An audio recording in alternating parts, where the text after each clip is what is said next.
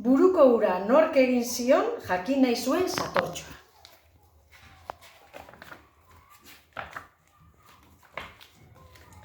Egun batean, Satortxoak burua azaldu zuenean, lur meta baten erdian, egunaren argitzea ikusteko burukoa gertatu zitzaion.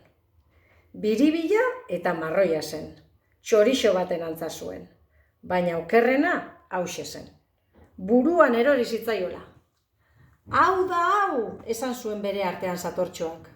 Nork egin ote dit hau buruan, baina hain zen motza, begiz, non ezin izan baitzuen inor ikusi.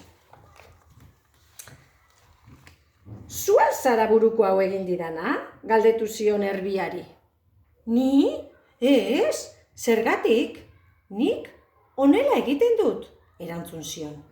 Eta tar, 15 bolatxo pasa ziren ziztuka Satortxoaren belarri ondotik. Jauzi eginda libratu zen larri. Gero, beste animali bat ikusi zuen, eta galdetu zion, zu al zara buruko hau egin didana? Esan zion hauntzari, bere ametxetatik irtetzen ari zela. Ni? Ez, zergatik, nik honela egiten dut, erantzun zion. Eta klaska, karamelo koloreko mokordo mordo bat joan zen lurrean pirrilka. Eta Satortxoa dastatzekotan egon zen. Aurreraxeago behia ikusi zuen. Eta galdetu zion, zu al zara buruko hau egin didana? Hausnarrean ari zen behia. Ni? Ez, zergatik? Nik honela egiten dut, erantzun zion behiak. Eta plost, opil berde marroi bat zabaldu zen belarretan, Satortxoaren alboan.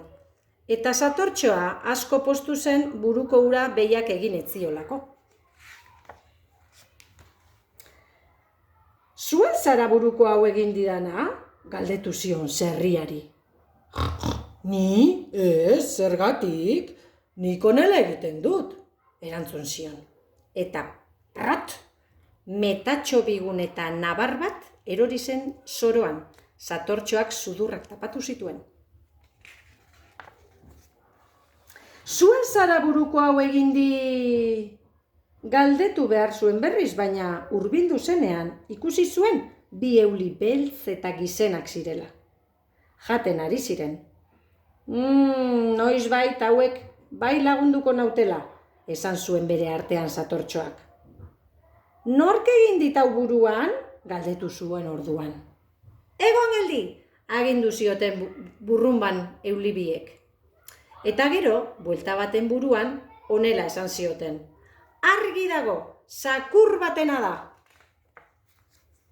Orduan, bazekien Satortxoak nork egin zion buruko ura. Kiskurrek, harakinaren zakurrak.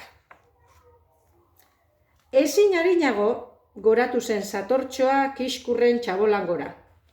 Eta, plist, kainako beltz batek hartu zuen lur zakurraren buruan. Eta Satortxoa, posak zoratzen, lurrean barrena eskutatu zen berriro. Eta alabazan eta ez bazan, sar dadila kalabazan eta atera dadila zure herriko plazan.